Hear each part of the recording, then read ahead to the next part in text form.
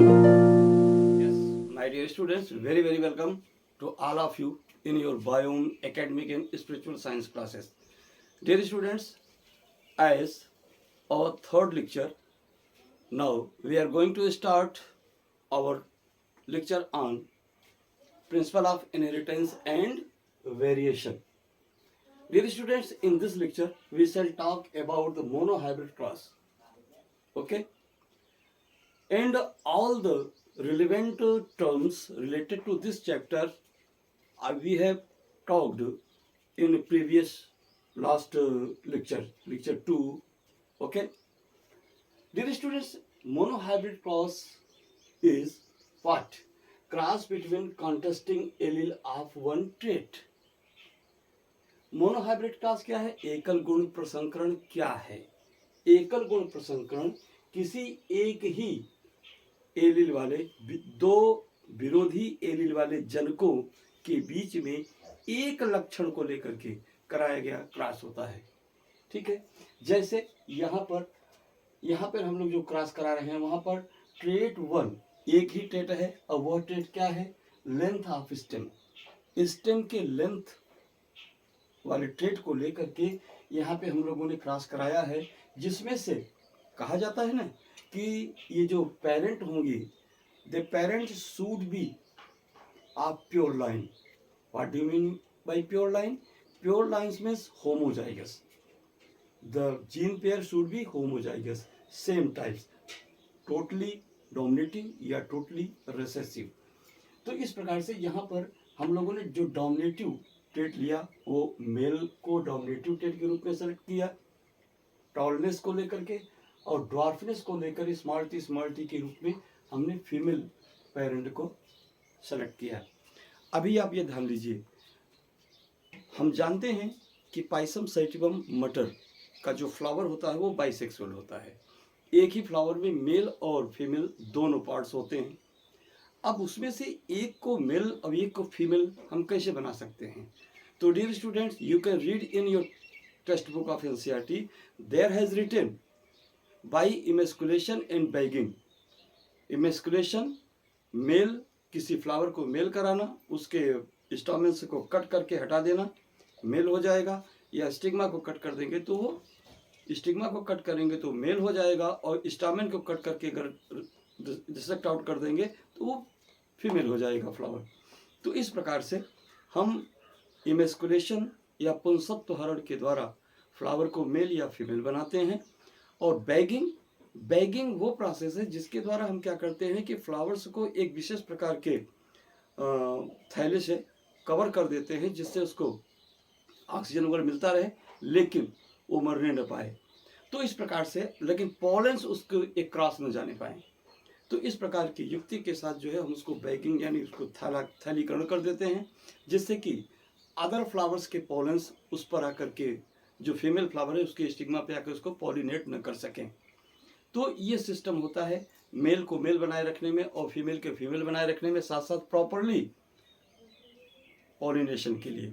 Okay, ये सारी सुविधाओं का ध्यान रखते हुए हम क्या करेंगे, जब फ्लावर मैच्योर होगा, बड़ा होगा, तो क्या होगा, उसमें गैमेटोजेनेसिस होगी. तो यहाँ पे जो अभी हम देखें स्टेप बाय स्टेप, ये जो मेल और फीमेल को हमने यहाँ पे जो शो कर रहे हैं, ये मेल का जीनोटाइप है, ये फीमेल का जीनोटाइप है. मेल का जीनोटाइप डोमिनेटिव ट्रेट को रिप्रेजेंट कर रहा है, डोमिनेटिव एलील को रिप्रेजेंट कर रहा है. ठीक है, कैपिटल टी. और फीमेल को स्मॉल टी यानी ड्वार्फनेस को ये रिप्रेजेंट कर रहा है, ये जीनोटाइप. अब इस जीनोटाइप का फिनोटाइप क्या होगा? ये देखने से लंबा होगा, टाल होगा, और ये देखने से छोटा यानी बौना होगा. ठीक है, तो इन दोनों में जब हम क्रॉस कराएंगे, क्रॉस से पहले क्या होगा, प्लांट में कुछ बायोलॉजिकल इवेंट्स होंगे.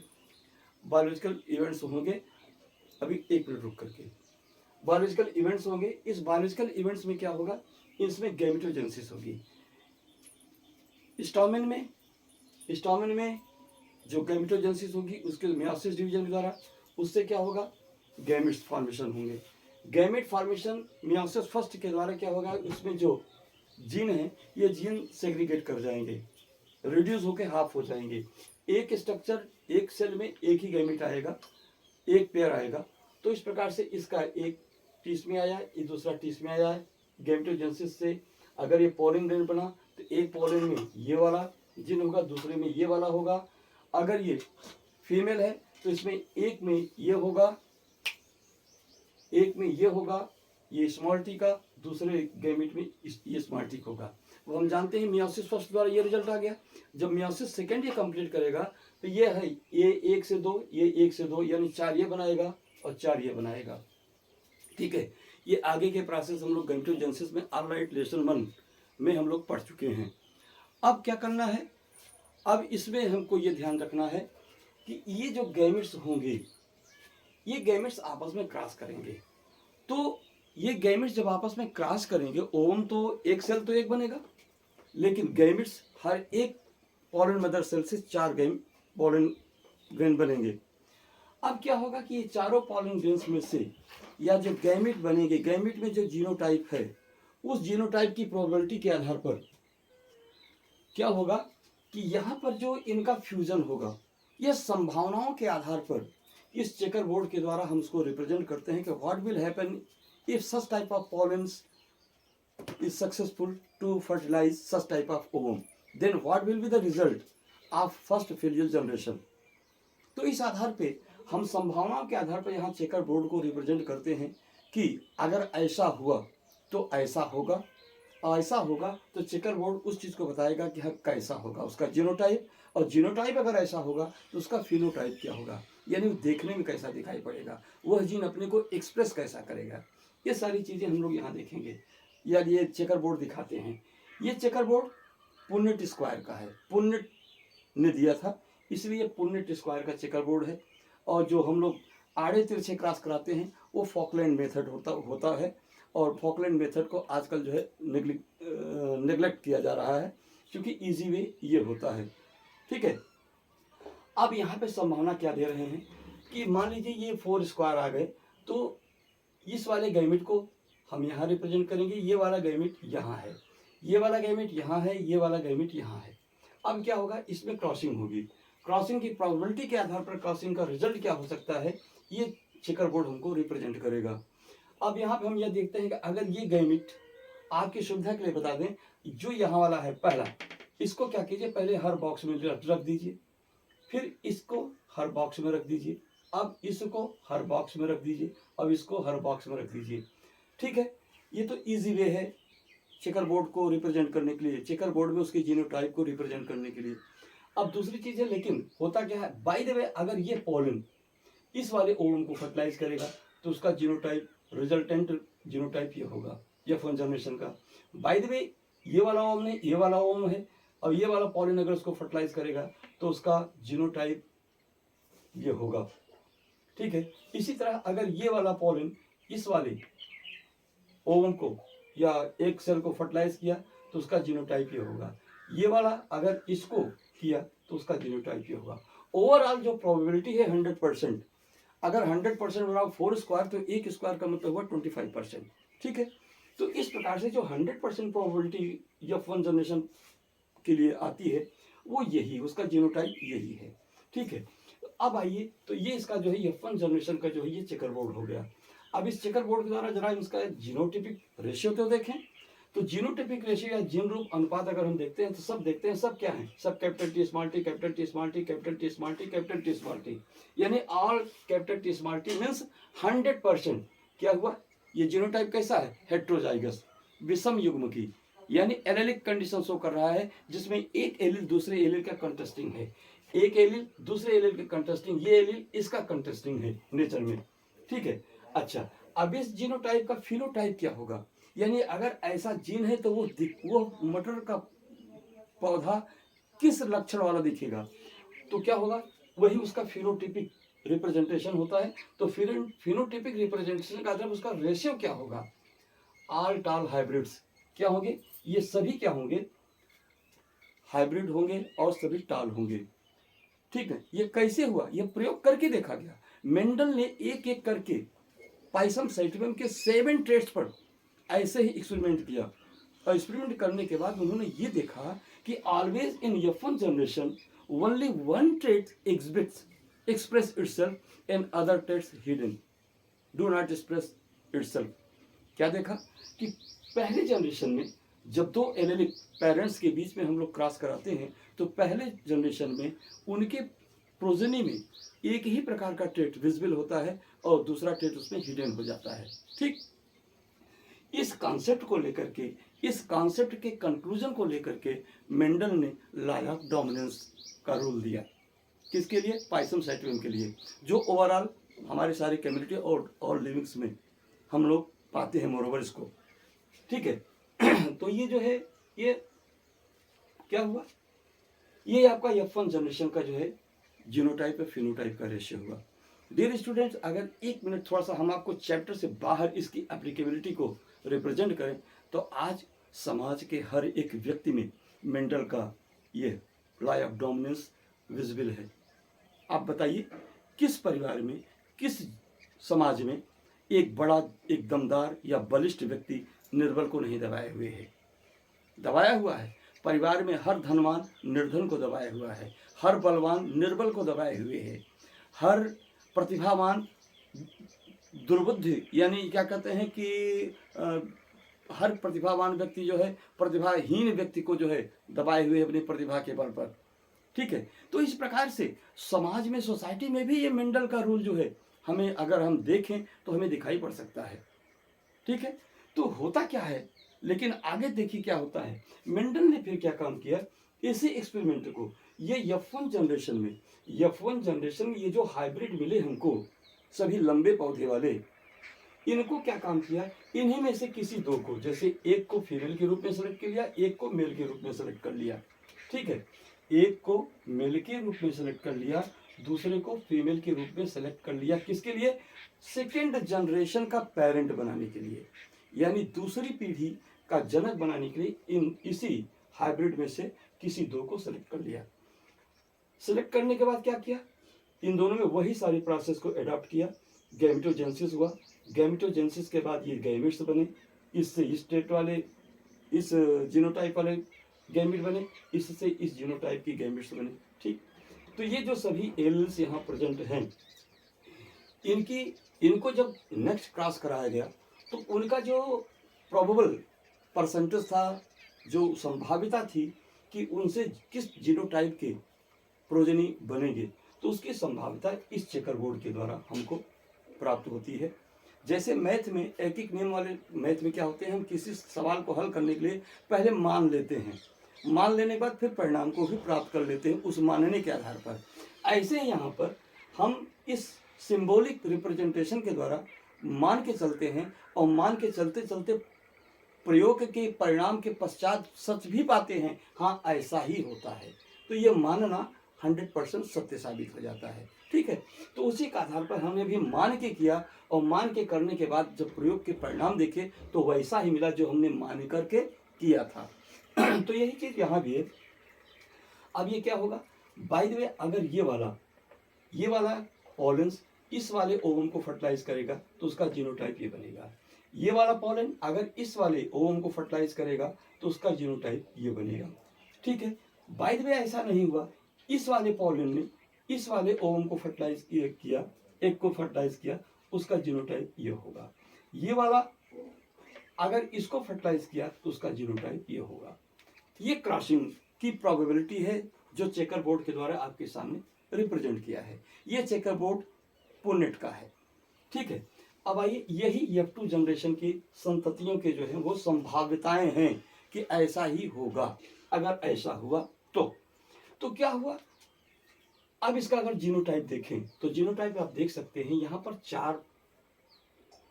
3 प्रकार की जीनोटाइप दिख रहे हैं। कैसे? एक जीनोटाइप कैपिटल टी का दिख रहा है जो संख्या में 1 है।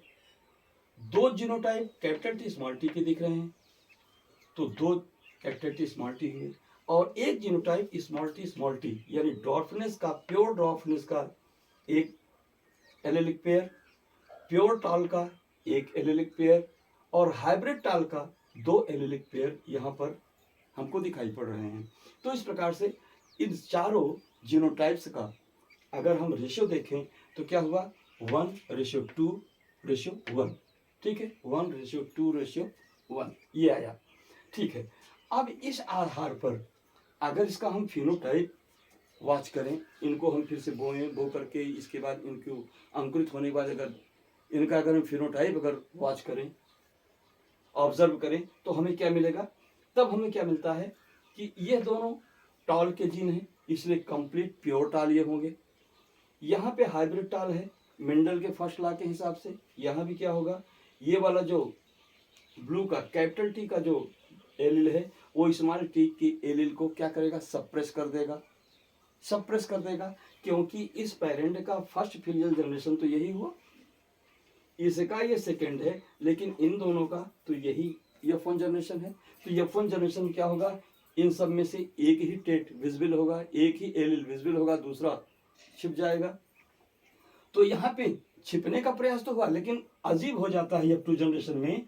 इस यहाँ पर 50% क्या हुआ कि कैपिटल टी वाले एलिल ने स्मॉल टी के एलिल को सप्रेस कर लिया और सप्रेस करने में सक्सेस रहा, इसलिए ये भी टॉल दिखा, ये भी टॉल दिखा।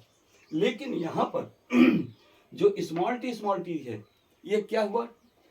स्क्वायर बॉक्स के हिसाब से देखिए, केवल एक बॉक्स में क्या हुआ? प्योर स्मॉल टी आया है, यानी प्योर ड्वार्फनेस। तो इस प्रकार से क्या हुआ? ये ड्वार्फ ही रह जाएगा।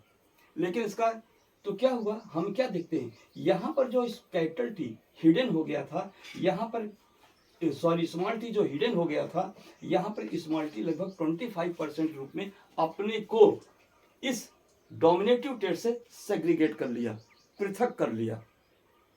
ठीक है, तो ये क्या हुआ? इस प्रकार से इसका क्या हुआ? फिनोटाइपिक क्या आया? ये भी लंबा दिखेगा, 1 प्योर टाल, 2 हाइब्रिड टाल एंड 1 प्योर ड्वार्फ। इस प्रकार से 3 टाल मिले और 1 ड्वार्फ मिला, यानी 3:1 में क्या हुआ? इसका फिनोटाइप रिप्रेजेंट हुआ। अब यहाँ पे आपको ध्यान दीजिएगा, इस प्रकार से इसी प्रयोग को 7 टाइम्स उसने 7 ट्रेस पर डिफरेंटली 7 ट्रेस पर रिपीट किया। नतीजा हमेशा F2 जनरेशन में यही प्राप्त हुआ। अब इससे क्या कंक्लूजन निकला? इससे कंक्लूजन ये निकला कि यहाँ पर जो ट्रेट जो एलिल F1 जनरेशन में हिडन हो गया था, सप्रेस्ड हो गया था, वह सेकेंड जनरेशन में 25% के रूप में क्या हुआ? सेग्रीगेट हो जाता है। यानी वही बात हुई, 2 पहलवान आपस में लड़े, पता नहीं था कौन कितना बलवान है। 2 आपस में लड़े, एक लंबू लड़ गया, एक छोटू लड़ गया। लंबू छोटू की कुश्ती बराबर चलती रही और पहले ही फाइट में लंबू ने छोटू को पटक करके उसके ऊपर जो है पूरा दबोच करके रख लिया। बाहर दर्शकों ने क्या देखा? अरे भाई छोटू तो दिख ही नहीं रहा है, कहाँ गया? अरे छोटू इसलिए नहीं दिख रहा है कि छोटू को लंबू जो है दबोच लिया है, इसलिए लंबू दिखा फर्स्ट राउंड में और छोटू जो है छिप गया। लेकिन युद्ध चलता रहा, युद्ध चलता रहा, यह लड़ाई चलती रही। बाद में क्या हुआ? छोटू ने क्या काम किया? छोटू ने नीचे से अगर ऊपर नहीं आ पाया तो भी उसने प्रयास क्या किया? हाथ को पैर को बाहर से साइड से निकाल करके यह लोगों को जताता रहा कि अरे भाई मैं मरा नहीं हूं, मैं खत्म नहीं हूं, मैं हूं जिंदा। भले ही 100% नहीं इसके ऊपर, लेकिन मेरा हथवा तो बाहर निकला है, मेरा पैरवा तो बाहर निकला है, हिल रहा है ना, हिल के देखिए कि अभी मैं 100% नहीं, लेकिन 25% में जिंदा हूं। इसी प्रकार समाज में भी होता है। किसी व्यक्ति को कोई जबरदस्त व्यक्ति किसी निर्बल को, कोई धनवान किसी निर्धन को जब दबा देता है तो वो अंदर फाइट चलती रहती है, और ज़्यादा नहीं थोड़े ही समय में जो निर्धन होता है वो भी धीरे धीरे अपने को डेवलप करके अपने को सोसाइटी में रिप्रेजेंट करने लगता है। यस, हम भी हैं, हम भी कुछ हैं भाई।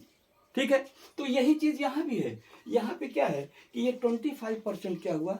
भले ही 25%, लेकिन ये जो डोमिनेटिव ट्रेट था, जो डोमिनेटिव एलिल था, वो अपने को 25% में अपने को सेग्रीगेट कर देता है। तो जो सेग्रीगेशन होता है, जैसे कि यहाँ पर जो टॉलनेस है, टॉलनेस में 3 टाल और 1 ड्वार्फ आया। ठीक, ये आप देख रहे हैं। तो इस 3 टाल में केवल एक ही 25% ही प्योर टाल है, लेकिन 50% यहाँ पर क्या है? हाइब्रिड टाल है।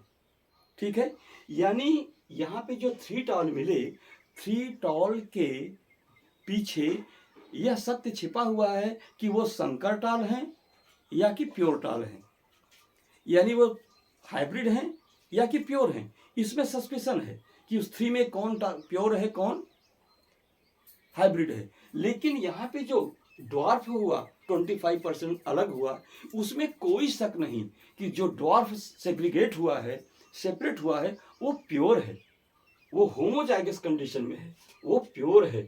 ठीक है, तो इस प्रकार से इस आधार पर इस लॉ ऑफ सेग्रीगेशन को हम लॉ ऑफ प्योरिटी भी कहते हैं। किसकी purity? Purity of recessive trait.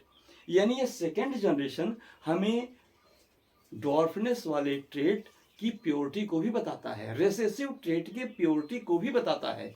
इसलिए ये जो F2 जनरेशन का जो क्रॉस है, चेकर बोर्ड है, यह लॉ ऑफ सेग्रीगेशन को वेरीफाई करने के साथ साथ law of purity of recessive trait को भी अप्रूव करता है, प्रमाणित करता है। ठीक है, तो डियर स्टूडेंट्स, इस प्रकार से यह मोनोहाइब्रिड क्रॉस, चाहे आप प्लांट के, चाहे आप पाइसम सेटम के टाल में देखें, चाहे आप फ्लावर के पोजीशन पे देखें, चाहे आप फ्लावर के कलर पे देखें, चाहे आप पॉड के साइज पे देखें, शेप पे देखें, चाहे आप फ्लावर के कलर, फ्रूट के यानी पॉड के शेप पे देखें या उसके कलर पे देखें, या इससे बनने वाले सीड के शेप पे देखें, राउंड है कि रिंकल्ड है, या उसके कलर पे देखें, येलो है कि ग्रीन है। इस प्रकार से सातों ट्रेड्स का अगर आप मोनोहाइब्रिड क्रॉस करेंगे तो ओवरऑल यहाँ पर फिनोटिपिक उस ट्रेड के आधार पर चेंज होगा, लेकिन चेंज होने का जो मेजरमेंट होगा वो इसी रेशियो के बेस पे होगा। जीनोटाइप फिनोटाइप का रेशियो आपको यही मिलेगा। ठीक है, अब यहाँ देखिए, इस ट्रेड की एक और भी, इस चेकर बोर्ड की एक और भी खासियत है। अगर इस स्क्वायर को अगर आप वर्टिकली अगर क्रॉस कराएं तो ये वर्टिकली क्या होता है, ये जो है ये क्या करता है, ये हेटेरोजाइगस कंडीशन को शो कर रहा है, जबकि हॉरिजॉन्टली क्या हो रहा है, ये होमोजाइगस कंडीशन को रिप्रेजेंट करता है जीनोटाइप की। तो यहाँ पे कैपिटल टी प्योर टॉल, या होमोजाइगस स्मॉल टी, ये दोनों क्या हो रहे हैं, ये होमोजाइगोसिटी को शो करता है, लेफ्ट टू राइट या राइट टू लेफ्ट, जबकि अप टू डाउन या डाउन टू अप क्या करता है, ये हेटेरोजाइगोसिटी को रिप्रेजेंट करता है चेकर बोर्ड। ठीक है, इसी तरह आप जो है सेकेंड फेलियल इसमें डाइहाइब्रिड क्रॉस में भी हम आपको शो करेंगे इस चीज को बताते हुए। अच्छा डियर स्टूडेंट, यहाँ तक तो मोनोहाइब्रिड क्रॉस की बात जो मेंडल ने अपने पाइसम सेटम के 7 ट्रेड्स पे किया वो कंप्लीट हुआ। अब आइए जरा देखिए, आप सेकेंड लेक्चर में ये भी तो पढ़े थे, रेसिप्रोकल क्रॉस, बैक क्रॉस और टेस्ट क्रॉस। जरा इस रिस्पॉन्स पे on this ground once again we shall try to know what is reciprocal cross, what is back cross and what is test cross. Dear student ध्यान दीजिए, यहाँ पे है ना, अभी देखिए, अभी यहाँ पे हमने सेलेक्ट किया जो मेल था, मेल को टाल के रूप में सेलेक्ट किया, ठीक है, फीमेल को ड्वार्फ के रूप में सेलेक्ट किया। तो एक बार हमने क्रॉस इसमें कराया, ये रिजल्ट देखा। दोबारा हम क्या काम करें कि मेल को ड्वार्फ बना दें और फीमेल को टाल बना दें, तब क्रॉस कराएं, तो इस प्रकार से जो रिजल्ट मिलेगा वो क्या होगा, वो रेसिप्रोकल क्रॉस का रिजल्ट होगा। क्योंकि रेसिप्रोकल क्रॉस होता क्या है, reciprocal cross is a cross between parents by changing their traits को चेंज करके, यानी माँ काली बाप गुलाबी, तो क्या काम करेंगे, चेंज कर दें, बाप को गुलाबी कर दें, माँ को काली कर दें, ठीक है, और उनसे संतानों को प्राप्त करें। तो इस प्रकार से क्या होगा, ये रेसिप्रोकल क्रॉस कहलाता है। यहाँ देखिए रेसिप्रोकल क्रॉस, इसी को देख करके यहाँ पे क्या था, मेल क्या था, लंबा, ठीक है, फीमेल कैसी थी, बौनी। पहला क्रॉस ये हुआ। इसके बाद जो दूसरा क्रॉस हुआ उसमें मेल को बौना कर दिया और फीमेल को लंबी कर दिया। तो क्या हुआ, क्रॉस जो है इनके जो जीनोटाइप से वो चेंज कर दिए, मेल और फीमेल की जीनोटाइप को चेंज करके, फिनोटाइप को चेंज करके हम लोगों ने जब क्रॉस कराया तो ऐसे क्रॉस क्या कहलाते हैं, रेसिप्रोकल क्रॉस कहलाते हैं। ठीक, अब बात आई बैक क्रॉस। तो बैक क्रॉस क्या है, ये जो फर्स्ट जनरेशन के जीनोटाइप मिले हैं, ये जो हाइब्रिड प्रोजेनी हमको प्राप्त हुई है, इसी हाइब्रिड प्रोजेनी में से किसी एक का एक बार इस डोमिनेटिव ट्रेट वाले पेरेंट से क्रॉस करा दीजिए, ठीक है, और दूसरी बार इस रिसेसिव ट्रेट से क्रॉस करा दीजिए। तो इस प्रकार से इससे क्रॉस कराना और फिर इसका इससे क्रॉस कराना, ये जो है ये बैक क्रॉस कहलाता है। यानी जो F1 जनरेशन में जो ट्रेड्स मिले, इस ट्रेड्स का उसके बैक वाले पेरेंट से क्रॉस करा देना, तो क्या कहलाएगा, ये बैक क्रॉस कहलाता है। ध्यान रखिएगा, एक सिंपल सा फार्मूला मैंने आपके लिए डेवलप किया था, जिसको पहले मैं लेक्चर 2 में बोल चुका हूं कि back cross is cross between progeny of F1 generation with any dominative या रिसेसिव पेरेंट्स। फिर से सुन लीजिए, back cross is cross between progeny of F1 generation, first filial generation with any dominative or recessive parents। यानी पहले generation में जो हमको progeny मिला, मोनो हाइब्रिड क्रॉस के द्वारा पहले जनरेशन में जो हमको प्रोजेनी मिला, उस प्रोजेनी का उसके डोमिनेटिव पेरेंट से और फिर रेसेसिव पेरेंट से क्रॉस करा देना ही बैक क्रॉस कहलाता है। रिजल्ट क्या होता है, जरा ये ध्यान दीजिएगा। रिजल्ट आप देख सकते हैं, ये F1 जनरेशन का प्रोजेनी है। ये जो जीनोटाइप देख रहे हैं, ये किसका है, ये F1 जनरेशन का, ये F1 जनरेशन का जो है ये प्रोजेनी है, ठीक। अब इस प्रोजेनी का जब हम इसके डोमिनेटिव पेरेंट से क्रॉस कराएंगे, ठीक है, और इसके बाद दोबारा इस ट्रेट का, इस हाइब्रिड वाले संतान का हम इसके इस पेरेंट से क्रॉस करा देंगे, रेसेसिव ट्रेट वाले पेरेंट से क्रॉस करा देंगे, तो ये क्रॉस क्या कहलाएंगे, यही बैक क्रॉस कहलाएगा। बैक क्रॉस कराया क्या जाता है, बैक क्रॉस से हमको प्रॉफिट क्या होता है, ये हमको रिजल्ट बताएगा।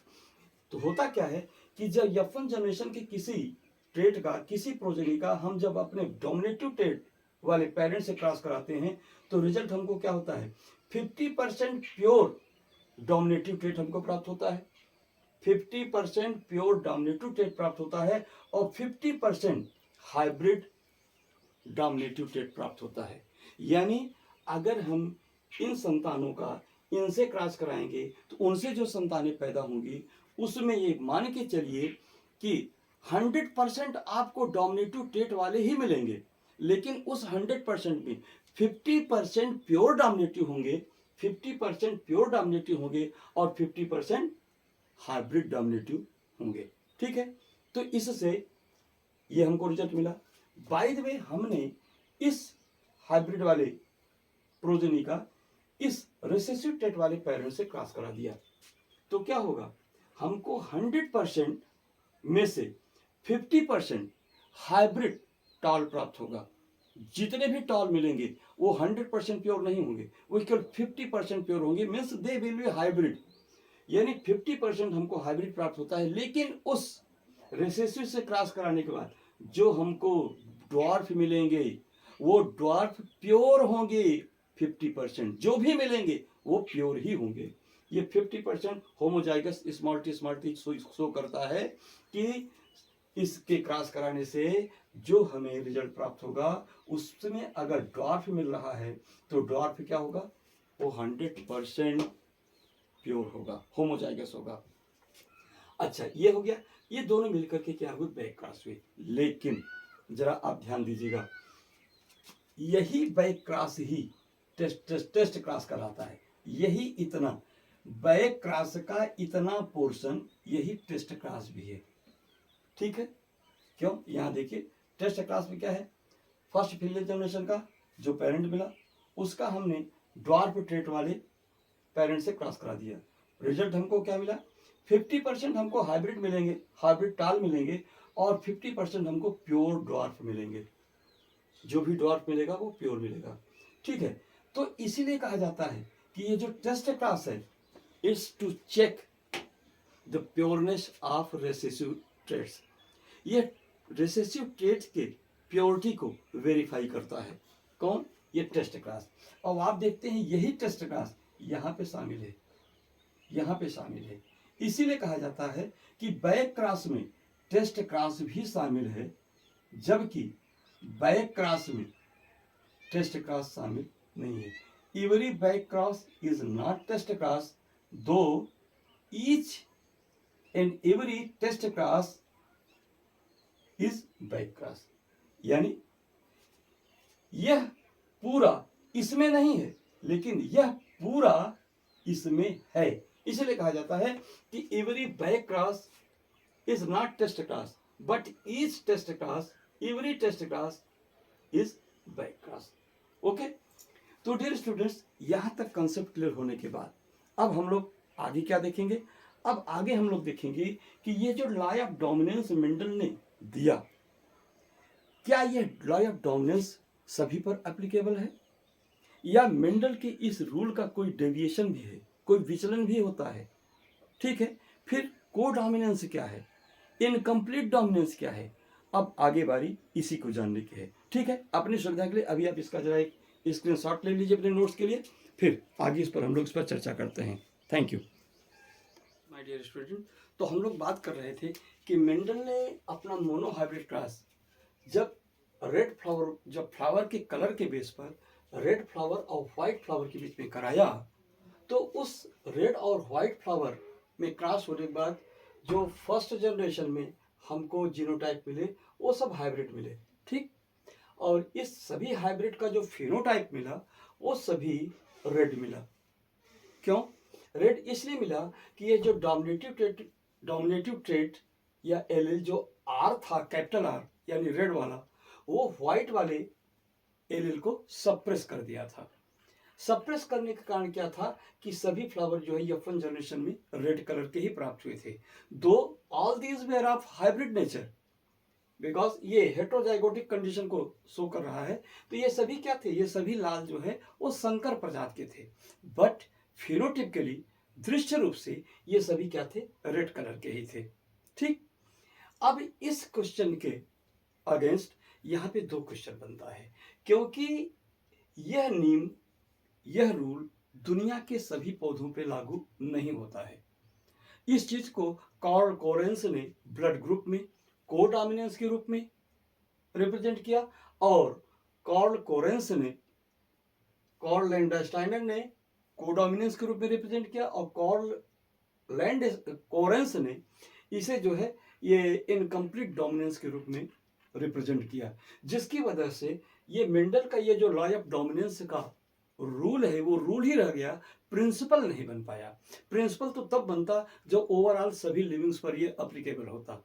ठीक है, तो यहां आइए, इस क्वेश्चन के अगेंस्ट जनरली ये क्वेश्चन पूछा जाता है कि what is the exception of Mendelian law, Mendeley नियमों के अपवाद क्या हैं, या what is the deviation from Mendelism, Mendeley नियमों के विचलन क्या हैं। विचलन मीन्स वो कौन सी परिस्थितियां हैं, कंडीशन हैं, उसे आप एक्सप्लेन कीजिए जो मेंडल की इस लॉ ऑफ डोमिनेंस के अगेंस्ट हैं, यानी इस रूल को ये फॉलो नहीं करते हैं।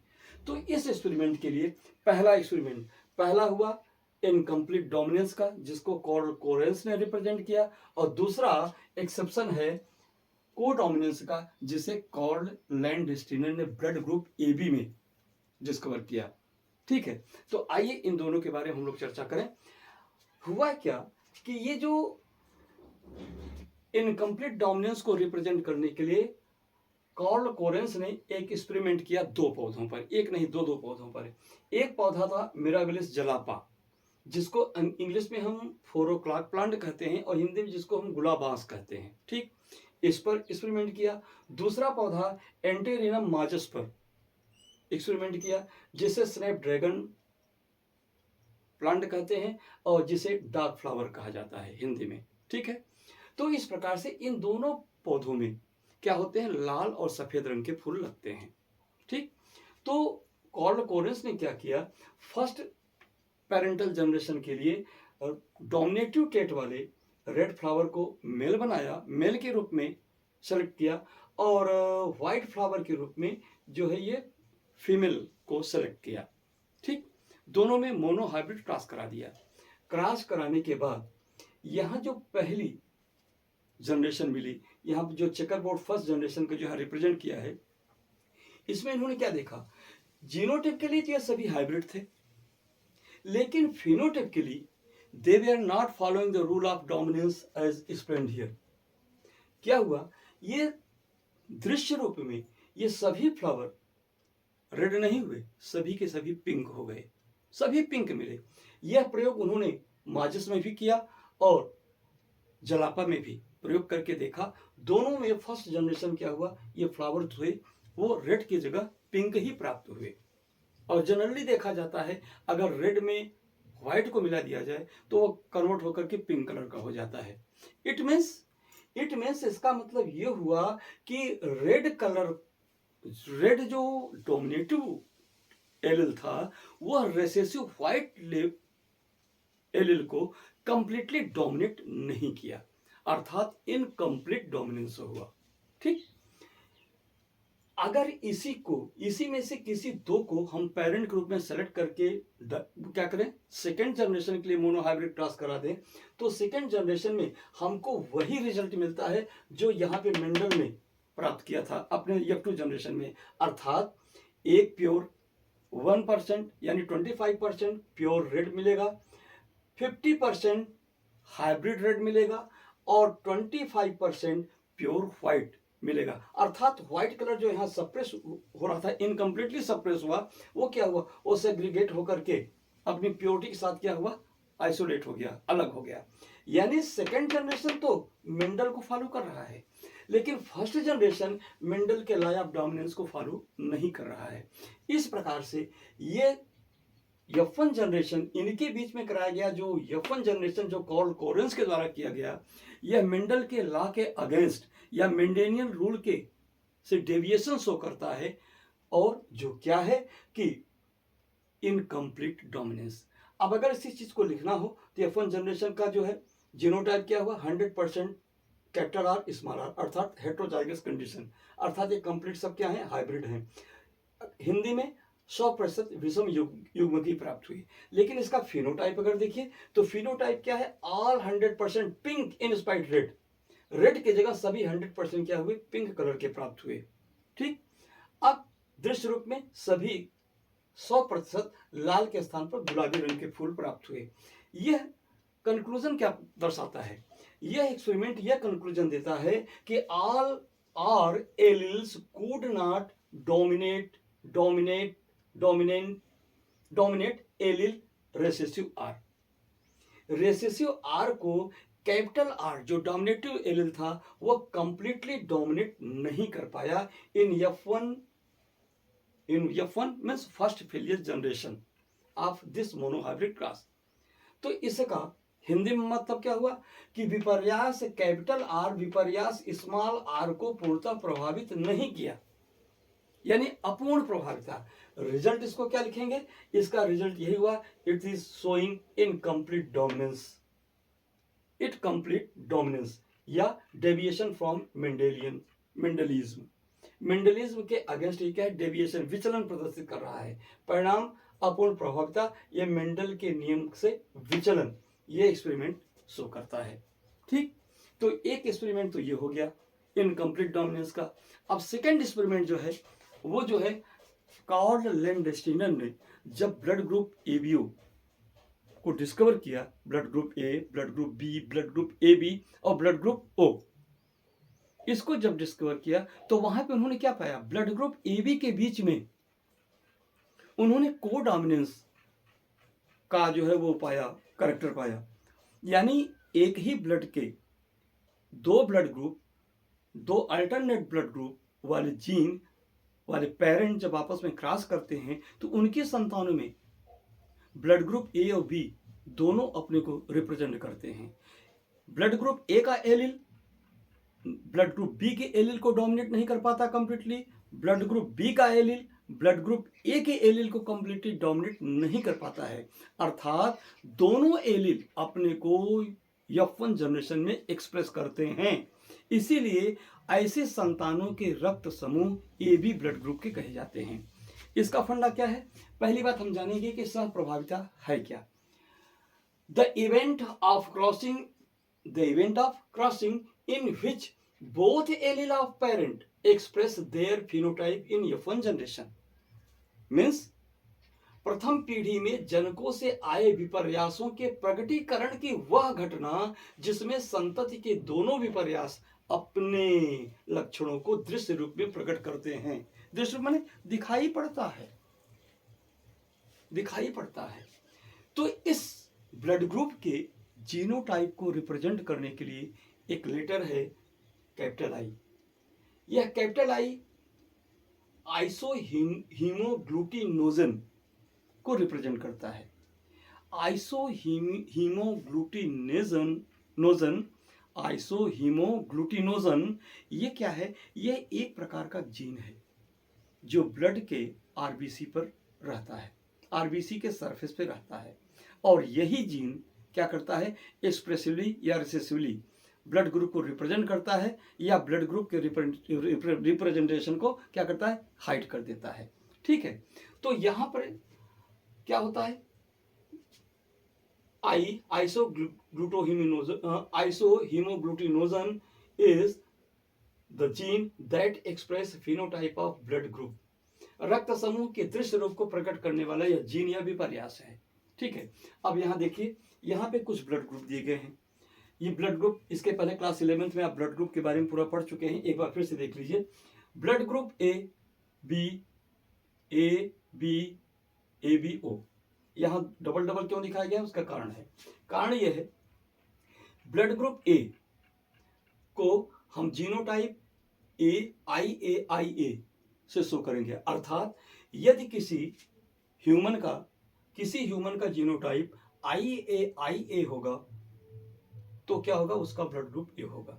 दूसरी कंडीशन, अगर किसी व्यक्ति का ब्लड ग्रुप आई जीरो है, उसका भी ब्लड ग्रुप ए ही होगा। ठीक, इसी प्रकार यदि किसी का ब्लड ग्रुप आई बी है तो उसका भी ब्लड ग्रुप बी होगा। जिसके ब्लड का जीनोटाइप आई जीरो है, आई जीरो मीन्स ओ है, उसका भी ब्लड ग्रुप बी ही होगा। तो यहां पे हम क्या देख रहे हैं? ब्लड ग्रुप ए और ब्लड ग्रुप बी एक ही एलील नहीं, एक से अधिक एलील के द्वारा रिप्रेजेंट किए जा रहे हैं। एक से अधिक एलील के द्वारा, इस एलील, ए एलील और जीरो एलील, ओ एलील के द्वारा ए को भी प्रेजेंट किया जा रहा है और बी को भी रिप्रेजेंट किया जा रहा है। अर्थात ब्लड ग्रुप ए बी ये मल्टी एलिलिज्म, वह विपर्यस्ता के गुण को दर्शाते हैं। मीन्स ए ब्लड ग्रुप को बी ब्लड ग्रुप को रिप्रेजेंट करने के लिए एक नहीं, एक से अधिक एलील रिस्पॉन्सिबल होते हैं। यह घटना मल्टी एलिलिज्म कहलाती है या वह विपर्यासता कहलाती है।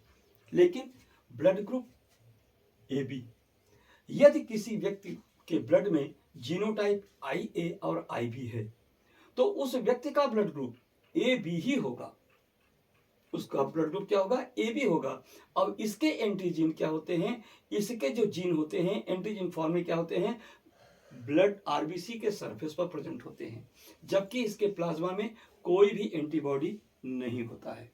ठीक है, तो यही वो कंडीशन है जो कोडोमिनेंस को रिप्रेजेंट करता है, सहप्रभाविता। क्योंकि आई ए आई बी दोनों किसी जनरेशन में जाते हैं तो अपने को रिप्रेजेंट करते हैं। मान लीजिए एक मम्मी ब्लड ग्रुप की थी, पापा ए ब्लड ग्रुप के थे, दोनों से जब संतानें उत्पन्न हुई तो उनकी संतानें सदैव ए बी ब्लड ग्रुप की होंगी। क्यों? हमें अगर एक आपको इंटरेस्ट ग्रुप में बताया जाए, हो सकता है जाने के बाद जब ब्लड ग्रुप का निर्धारण हो रहा होगा तो ए वाला कहा होगा, हे मैं बड़ा, मैं इस संतान में मैं अपने को एक्सप्रेस करूंगा। बी ने कहा ना ना ना ना ना ना, आप नहीं, मैं एक्सप्रेस करूंगी। दोनों में हो गया झगड़ा, न ए हारा न बी हारा।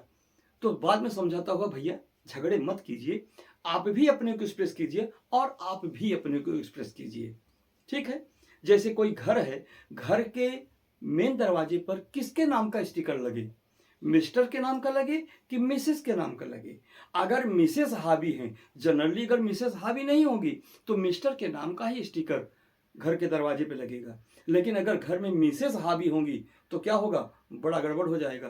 पुरुष कभी नहीं बर्दाश्त करेगा कि मेरे होते हुए मैडम अपने नाम के स्टिकर लगाएंगी, असंभव।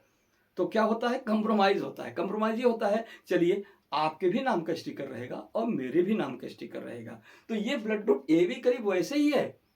उस संतान में माँ भी अपने को रिप्रेजेंट करती है और बाप भी अपने को कंप्लीटली 50% रिप्रेजेंट करता है। तो 50-50 में जाकर के उस बच्चे का 100% एग्जिस्टेंस मेंटेन होता है। लेकिन यहाँ पर यदि जिसका जिसके ब्लड का जीनोटाइप I0 होगा, उसके ब्लड ग्रुप, उसका ब्लड ग्रुप नो, कोई ब्लड ग्रुप नहीं, मीन्स O होगा, ठीक है। और उसके आरबीसी के ऊपर कोई भी एंटीजन नहीं होगा, बल्कि उसके प्लाज्मा में एंटीबॉडी ए और बी दोनों होगा। तो इस प्रकार से ब्लड ग्रुप O या जीनोटाइप I0 ये प्योर रिसेसिवनेस को रिप्रेजेंट करता है, ठीक।